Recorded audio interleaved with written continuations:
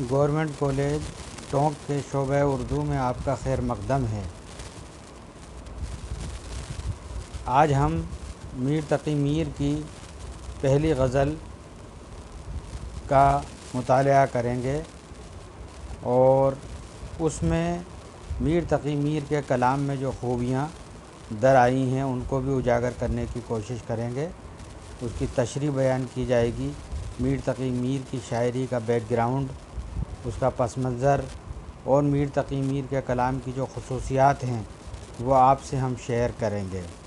ان کی پہلی غزل جو ہمارے نصاب میں شامل ہے وہ ہے تھا مستعار حسن سے اس کے جو نور تھا، خورشید میں بھی اسی کا ذرہ ظہور تھا، ہنگامہ گرم کن جو دل ناصبور تھا، پیدا ہر ایک نالے سے شور نشور تھا، پہنچا جو آپ کو تو میں پہنچا خدا کے تئیں، معلوم اب ہوا کہ بہت میں بھی دور تھا، آتش بلند دل کی نہ تھی ورنہ اے کلیم، یک شعلہ برق خرمن صد کوہ طور تھا، مجلس میں رات ایک تیرے پرتوے بغیر، کیا شمع کیا پتنگ ہر ایک بے حضور تھا، ہم خاک میں ملے تو ملے لیکن اے سپہر، اس شوق کو بھی راہ پہ لانا ضرور تھا، کل پاؤں ایک کاسے سر پر جو آ گیا، یکسر وہ استخوان شکستوں سے چور تھا، کہنے لگا کہ دیکھ کے چل راہ بے خبر، میں بھی کبھو کسو کا سرے پر غرور تھا وہ تو رشک حور بہشتی ہم ہی میں میر، سمجھے نہ ہم تو فہم کا اپنی قصور تھا۔ یہاں میں آپ کو بتا دوں میر تقی میر کے کلام میں ثنائے بدائے کا غیر محسوس استعمال ہوتا ہے، اور یہ ایک عظیم شاعر کی پہچان ہے کہ وہ صنعتوں کا اس طریقے سے استعمال کرے کہ ہمیں ظاہر بھی نہ ہو اور شاعری کے جو زیورات ہیں اس سے اس کا کلام مرصع بھی ہو جائے۔ اس غزل کے مطلع میں شاعر نے جو الفاظ استعمال کیے ہیں، مثلا مستعار، نور، خورشید، ظہور، یہاں میں ان کے معنی کی تشریح کر دینا مناسب سمجھتا ہوں۔ مستعار کا مطلب ہوتا ہے عارضی طور پر لیا ہوا، مانگے کا، یعنی کسی سے ہم عارضی طور پر کوئی چیز لے لیں تو وہ مستقل نہیں ہوگی، کچھ دنوں کے لیے لی جا سکتی ہے، کچھ وقفے کے لیے لی جا سکتی ہے، وہ مستعار کہلاتی ہے۔ نور معنی اجالا، روشنی، خورشید معنی ہوتے ہیں سورج کے، سورج جو روشنی کا منبع ہے، سورج دنیا میں سب سے زیادہ چمکدار دکھنے والی شے کا نام ہے۔ شاعر یہ کہتا ہے کہ اس کے حسن سے، یعنی اللہ تعالیٰ کے حسن سے ہی دنیا کے تمام اشیاء نے نور مستعار طور پر لے رکھا ہے۔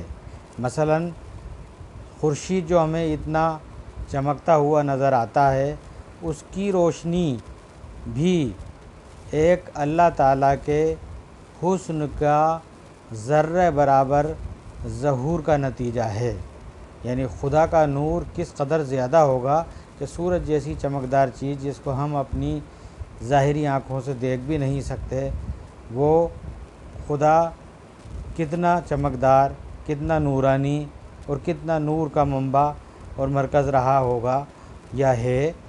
تو یہاں پر شاعر یہ کہتا ہے تھا مستعار حسن سے اس کے جو نور تھا، دنیا میں جس چیز میں بھی کچھ ہمیں نظر آ رہا ہے وہ سب کا سب اللہ تعالیٰ کے نور کا دیا ہوا یا مستعار لیا ہوا حسن ہے جو ہم کو نظر آتا ہے، اور جو خورشید اتنا چمکدار نظر آ رہا ہے اس میں بھی خدا کے نور کا ایک معمولی سا ذرہ ہمیں ظاہر ہوتا ہوا نظر آتا ہے۔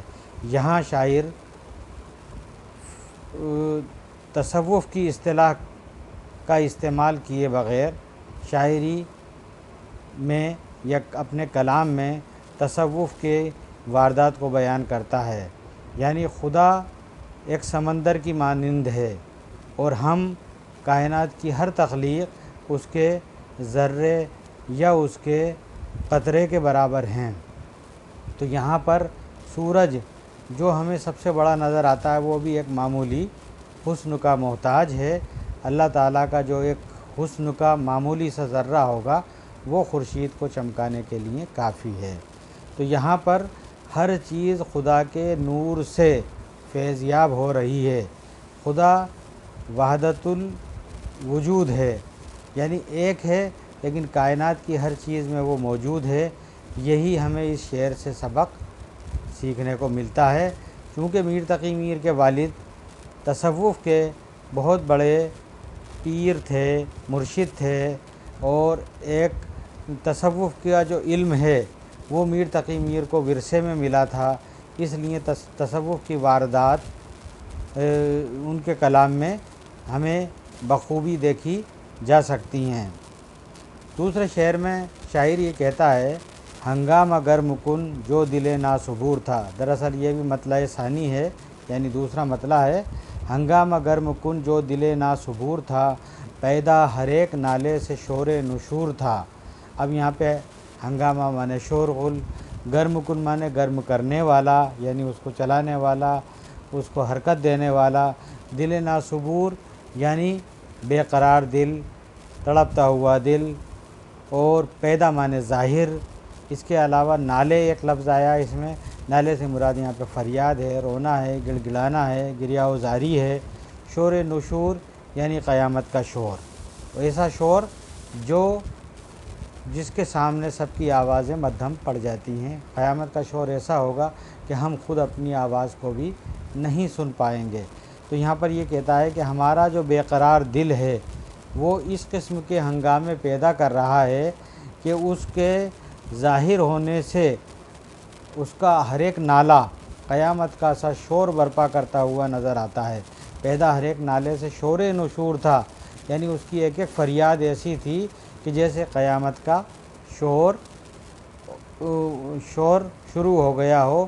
اسرافیل علیہ السلام نے سور پھونکا اور پوری کائنات چیخ پکار کر رہی ہے، جس سے ہمیں اپنی آواز تک بھی سنائی نہیں دیتی ہے۔ تو دل، بے قرار دل کے اندر جو تمنائیں ہیں وہ جب اٹھتی ہیں، اور شاعر بے چین اور بے قرار ہو کر جب چیختا چلاتا فریاد کرتا ہے، گریہ و زاری کرتا ہے، نالہ و فریاد کرتا ہے، تب اس کا ایک ایک نالہ جو ہے قیامت کا سا شور لیے ہوئے ہوتا ہے۔ یہاں پر شاعر نے صنعت مبالغہ سے کام لیا ہے۔ مبالغہ کہتے ہیں اپنی بات کو بڑھا چڑھا کر بیان کرنا، کسی بات کو بڑھا چڑھا کر بیان کرنا۔ مبالغے کی مختلف قسمیں ہوتی ہیں، یعنی اس کے کو جو ہے کچھ اسٹیجز ہوتی ہیں جس کو ہم الگ الگ پیرائے پر جو ہے سمجھنے کی کوشش کرتے ہیں۔ تبلیغ ہے ایسا مبالغہ جس میں ہم بات کو اس انداز میں کہیں کہ سامنے والے کو عقلاً اور ماناً درست معلوم ہو، اس کو ہم تبلیغ کہیں گے۔ ایک دوسری قسم اس کی ہوتی ہے جو اس سے تھوڑی سی آگے کی ہے، وہ اغراق کہلاتا ہے۔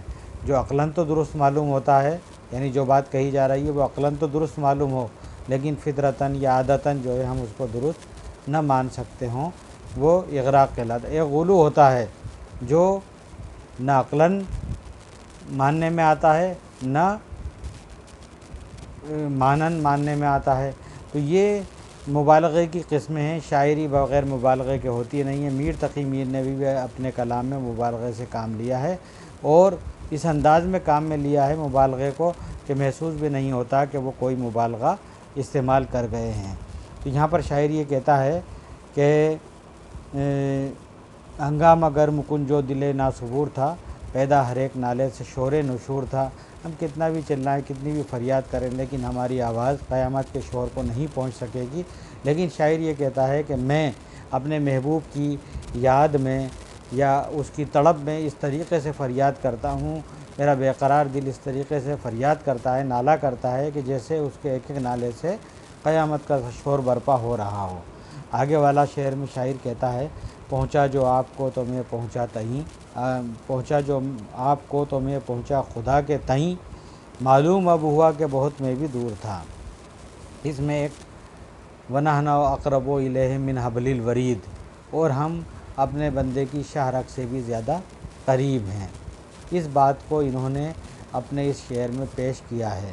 شاعر یہ کہتا ہے کہ جب میں اپنے آپ کو پہنچ گیا تو گویا کہ میں اپنے خدا کے نزدیک پہنچ گیا۔ اب اس بات سے کیا ظاہر ہوتا ہے کہ میں خود بخود بہت دور تھا، یعنی اللہ مجھ سے دور نہیں تھا، میرا محبوب مجھ سے دور نہیں تھا، میرا محبوب حقیقی مجھ سے دور نہیں تھا، بلکہ میں خود اس سے دور تھا۔ تو پہنچا جو آپ کو تو میں پہنچا خدا کے تئیں، معلوم اب ہوا کہ بہت میں بھی دور تھا۔ اس میں ایک اور قول کی طرف اشارہ ملتا ہے، من عرف نفسہ فقد عرف ربہ، جس نے اپنے نفس کو پہچان لیا اس نے اپنے رب کو پہچان لیا۔ یعنی جب تک ہم اپنی ذات کو نہیں پہچانیں گے، کائنات کے بنانے والے خدا کو بھی نہیں پہنچ سکیں گے، پہچان سکیں گے۔ تو اپنی ذات کو پہچان لیں گے تو اپنی ذات کا جو خالق ہے اس کو بھی ہم پہچان جائیں گے۔ یہاں پر شاعر نے اسی بات کی طرف اشارہ کیا ہے کہ اگر اللہ تعالیٰ کو جاننا چاہتے ہو، پہچاننا چاہتے ہو تو تمہیں اپنے آپ کو پہچاننا ہوگا۔ اور کس طریقے سے پہچاننا ہوگا کہ خدا نے اس کائنات میں آپ کو کیوں پیدا کیا ہے، کیا مقصد لے کر آپ کو دنیا میں بھیجا ہے، یہ تمام چیزیں ہمیں دیکھنے کو اس میں ملیں گی۔ پھر اگلے شعر میں شاعر یہ کہتا ہے، آتش بلند دل کی نہ تھی ورنہ اے کلیم۔ آتش مانے آگ، بلند مانے اونچی، کلیم مانے کلام کرنے والا، جو حضرت موسیٰ علیہ السلام کا لقب تھا۔ حضرت موسیٰ علیہ السلام کوہ طور پر اللہ تعالیٰ سے ہم کلام ہوا کرتے تھے، اس لیے ان کا لقب کلیم اللہ پڑا، اور شاعری میں اکثر کلیم کے نام سے ان کو یاد کیا جاتا ہے۔ یک مانے ایک، شعلہ مانے آگ کا گولا، آگ کا ایک مرکز، اور برق خرمن صد کوہ طور، برق مانے آسمانی بجلی، خرمن مانے کھلیان، صد مانے 100، کوہ طور مانے وہ پہاڑ جس پر موسیٰ علیہ السلام اللہ تعالیٰ سے ہم کلام ہوا کرتے تھے۔ تو یہاں پر شاعر یہ کہتا ہے کہ اے موسیٰ، آپ نے اللہ تعالیٰ سے ضد کر کے اللہ کو اپنا دیدار دکھانے کے لیے کہا، اللہ تعالیٰ نے منع کیا کہ لن ترانی، ہرگز نہ دیکھ سکے گا تو آپ نے ضد کی، اور اللہ تعالیٰ نے اس شرط پر آپ کو دکھایا کہ میں کوہ طور پر اپنی تجلی ڈالتا ہوں، اور جب آپ اس منظر کو دیکھ سکو گے تو پھر میں آپ کو اپنا منظر دکھا دوں گا۔ موسیٰ علیہ السلام کو جب اللہ تعالیٰ نے جب کوہ طور پر اپنی تجلی ڈالی تو پورا پہاڑ جل کر سرما بن گیا، اور اس منظر کو دیکھ کر موسیٰ علیہ السلام بے ہوش ہو گئے۔ تو یہاں پر یہ کہتا ہے کہ اللہ تعالیٰ کے وجود کا امتحان لینا، اس کے ہونے پر شک کرنا، یہ ایک ایمان کی کمزوری کی دلیل ہے۔ یہاں پر شاعر گستاخانہ انداز میں، بے باکانہ انداز میں یہ موسیٰ علیہ السلام سے یہ کہتا ہے کہ اے موسیٰ، تیرے دل کی آگ، یعنی تیرے دل کا جو جوش ایمانی تھا، گرمی ایمانی تھی، وہ زیادہ بلند نہ تھی، ورنہ یہ کلیم، یک شعلہ، تیرے ایمان کی آگ کا ایک شعلہ سینکڑوں کوہ طور کو جلانے کے لیے کافی ہوتا۔ یعنی اس میں اللہ تعالیٰ کی تجلی کو بیچ میں لانے کی ضرورت بھی نہ تھی۔ ہمارے دل میں اگر ایمان کی آگ بلند ہوگی تو اس ایمان کی آگ کے بلند ہونے کے سامنے بڑے سے بڑے کوہ طور بھی جل کر سرما بن سکتے ہیں۔ تو یعنی جیسے علامہ اقبال نے بھی کہا تھا، آج بھی ہو جو ابراہیم کا ایما پیدا، آگ کر سکتی ہے انداز گلستاں پیدا۔ یہاں شاعر یہ کہتا ہے کہ اے موسیٰ، تیرے دل کی آگ، تیرے ایمان کی آگ بلند نہ تھی، ورنہ ایک شعلہ سینکڑوں کوہ طور کے جیسے خرمنوں کو جلانے کے لیے کافی تھا۔ اگلا شعر میں شاعر کہتا ہے، مجلس میں رات ایک تیرے پرتوے بغیر، کیا شمع کیا پتنگ ہر ایک بے حضور تھا۔ رات میں سب موجود تھے، ساری رونق چہل پہل بزم میں موجود تھی، لیکن ایک تیرا عکس ہی نہیں تھا۔ جہاں تیرا عکس نہیں ہوگا تو شمع اور پتنگ، شمع اور پروانے، عاشق اور معشوق سب کے سب بے حضور ہوں گے، انہیں کوئی اپنا ہوش ہی نہیں رہے گا۔ مطلب جس محفل پر اس کے محبوب کا سایہ نہیں، وہ محفل بے رونق ہو جاتی ہے، اس میں کوئی حضور کی کیفیت نہیں ہوتی۔ اور حضور کی کیفیت کب ہوتی ہے؟ جب کوئی چیز اس کو اٹریکٹ کر رہی ہو، اس کو اپنی طرف جذب کر رہی ہو، دلچسپی پیدا کر رہی ہو۔ تو اگر محبوب کا عکس اس محفل میں شامل حال نہیں ہیں تو دنیا کی تمام نعمتیں ہونے کے باوجود وہ محفل بے رنگ ہمیں نظر آتی ہے۔ یہاں شاعر اسی بات کو پیش کرنے کی کوشش کر رہا ہے۔ اس شعر میں شاعر نے تلمیح سے کام لیا ہے، اور اس سے پہلے والا جو شعر تھا یک شعلہ برق خرمن صد کوہ طور تھا، اب یہاں پر سیاقت العادات کا استعمال ہے۔ یک معنی ایک، صد معنی 100، کلام میں اعداد و شمار کا لانا سیاقت العادات کہلاتا ہے۔ تو یہاں شاعر نے سیاقت العادات سے کام لیا تھا، اس کے بعد والے شعر میں شاعر نے تلمیح سے کام لیا ہے۔ تو جیسا میں نے آپ کو بتایا کہ میر تقی میر کے کلام میں بڑے خوبصورتی کے ساتھ میں جو ثنائے بدائع کا استعمال ہمیں دیکھنے کو ملتا ہے۔ آگے شاعر کہتا ہے ہم خاک میں ملے تو ملے لیکن اے سپہر، اس شوق کو بھی راہ پہ لانا ضرور تھا۔ کئی لوگ اپنی ضد کے خاطر اپنے آپ کو فنا ہونے کے لیے چھوڑ دیتے ہیں، لیکن خودداری کا دامن ہاتھ سے جانے نہیں دیتے، اپنی انا کو ٹھیس نہیں پہنچنے دیتے۔ ہمارے زمانے میں جتنے بھی بلند کام کرنے والے جو لوگ ہوئے ہیں انہوں نے اپنی انا سے کبھی سودا نہیں کیا۔ زمانہ اگر ان کو سازگار نہیں آیا تو وہ زمانے سے لڑے ہیں، زمانے کے مطابق ڈھلے نہیں بلکہ زمانے سے انہوں نے مقابلہ کیا ہے۔ تو یہاں پر شاعر یہ کہتا ہے کہ ہم خاک میں بھلے ہی مل گئے، برباد ہو گئے، تباہ ہو گئے، مٹی میں مل گئے، لیکن اے آسمان، اس محبوب کو، اس شوق چنچل محبوب کو راہ پہ لانا ضرور تھا، اسے سیدھا راستہ دکھانا بھی ضرور تھا۔ یہ تمام چیزیں ان کے کلام میں ہمیں دیکھنے کو مل رہی ہیں۔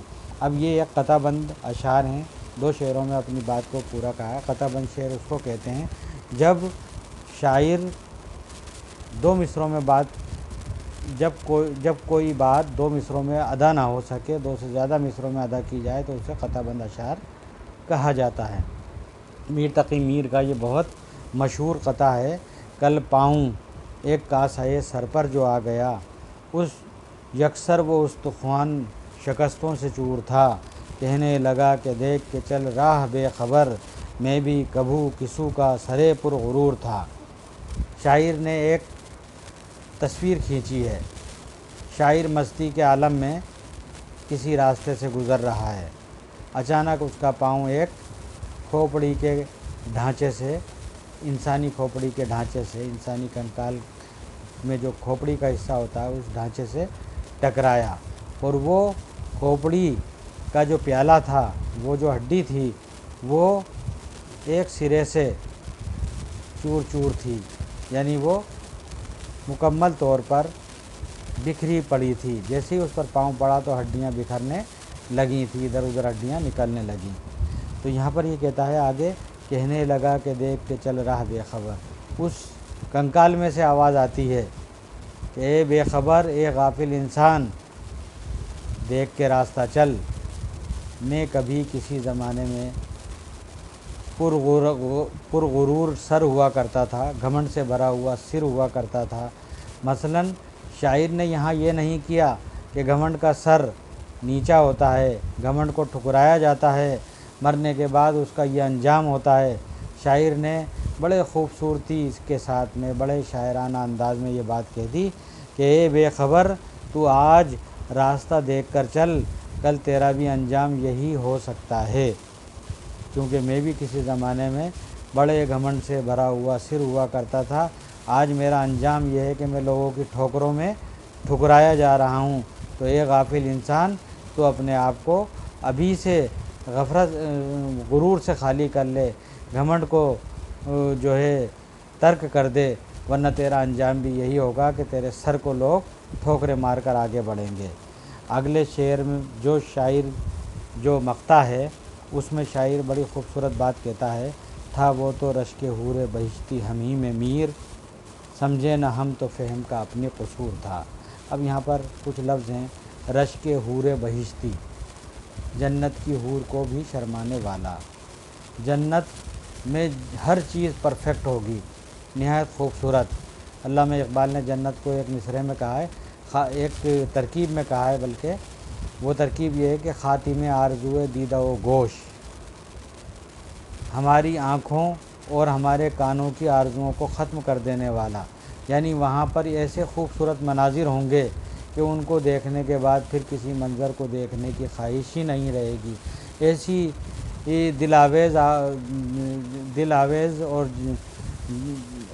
دل آویز آوازیں ہوں گی کہ ان کو سننے کے بعد میں ہمیں کوئی آواز پسند ہی نہ آئے گی۔ تو دل اور کانوں کی آرزوؤں کو ختم کرنے والی آوازیں اور مناظر جس جگہ پر ہوں گے اس کو جنت کہا جاتا ہے۔ وہاں پر جو رہنے والی خوبصورت عورتیں ہیں، خوبصورت لڑکیاں ہیں، ان کو حور کہا جاتا ہے۔ تو یہاں پر یہ کہتا ہے، اور جنت کی حوروں کی ہر کوئی خواہش کرتا ہے۔ تو شاعر یہاں پر یہ کہتا ہے، تھا وہ تو رشک حور بہشتی ہم ہی میں میر۔ یعنی یہاں پر شاعر عشق حقیقی اور عشق مجازی کے ڈانڈوں کو ملا دیتا ہے۔ عظیم شاعروں کے ہاں یہ صفت پائی جاتی ہے کہ کب عشق حقیقی اور عشق مجازی ایک میل ملاپ کے دائرے میں چلے آتے ہیں۔ جنت کی حور ایک طریقے سے ہم نے جو خیال، جو خوبصورتی کا ایک عروج، خوبصورتی کی معراج جو ہم نے تصور کر رکھی ہے، وہ جنت کی حور میں تصور کر رکھی ہے۔ تو شاعر یہاں پر یہ کہتا ہے کہ ایسا حسن جو جنت کی حور کو بھی رشک کرنے کے لیے مجبور کر دے، یعنی جسے دیکھ کر جنت کی حور بھی رشک کرنے لگے، حسد کرنے لگے، وہ ذات ہم میں خود میں ہی موجود ہے۔ اس بات کو اگر ہم نہیں سمجھ پائے تو یہ ہماری عقل کا، ہماری فہم کا قصور تھا، اس کی کوتاہی تھی۔ مثلاً شاعر یہاں پر یہ کہتا ہے کہ جس محبوب حقیقی کی تلاش ہم دنیا میں تلاش کرتے رہے اور ہم اس کے لیے جنت کی حوروں کو پانے کی تمنائیں کرنے لگے، وہ حسن تو خود ہمارے دل میں موجود تھا، کیونکہ اس نے خود کہا ہے، وَنَحْنُ أَقْرَبُ إِلَيْهِ مِنْ حَبْلِ الْوَرِيدِ، اور ہم تمہاری شاہرگ سے بھی زیادہ قریب ہیں۔ کوئی بندہ اگر اس کی طرف جانا چاہتا ہے، ایک قدم بڑھاتا ہے تو اللہ تعالیٰ 70 قدم بڑھ کے اس کو تھامنے کی کوشش کرتا ہے، تھامتا ہے۔ تو یہاں پر یہ کہتا ہے کہ جس محبوب کا حسن اتنا زبردست ہے کہ جنت کی حور بھی اسے دیکھ کر رشک کرنے لگیں، جلنے لگیں، وہ حسن، وہ نور، وہ محبوب حقیقی کا جلوہ خود ہم میں موجود ہے۔ اگر ہم اب تک اس بات کو نہیں سمجھ پائے تو یہ ہماری سمجھ اور عقل کا قصور تھا، اس کی کوتاہی تھی۔ آج یہ غزل مکمل ہوئی۔ اگلی کلاس میں ہم انشاءاللہ دوسری غزل آپ کے سامنے پیش کریں گے اور اس کی تشریح اور اس کی تفہیم یہاں پر پیش کی جائے گی۔